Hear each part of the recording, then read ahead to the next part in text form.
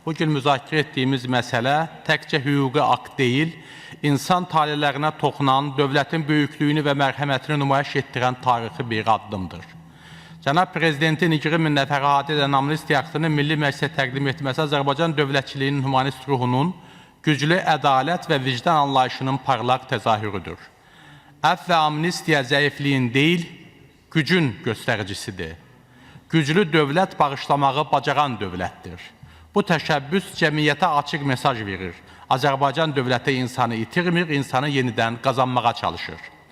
Xüsusilə vurğulamaq istəyirəm ki, bu amnistiya aktı çərçivəsində vətən qarşısında misilsiz xidmətləri olmuş insanların taleyinə xüsusi həssaslıqla yanaşılması son dərəcə vacibdir.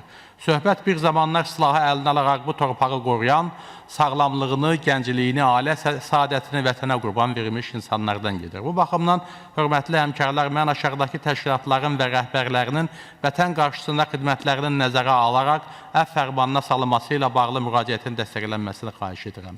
Azərbaycan Vətən Müharibəsi Veteranları İctimai Birliyi, Azərbaycan Qarabağ Müharibəsi əlilləri, veteranları və şəhid ailələri İctimai Birliyi, Şəhid ailələri, əlilləri və müharibə veteranlarının müdafiəsi İctimai Birliyi, Qarabağ əlillərinə qayğı İctimai Birliyi, Beynəlmiləlçi Əlil Döyüşçülər Fondu və Azərbaycan Respublikası Müharibə, Əmək və Silahlı Qüvvələr Veteranları Təşkilatı.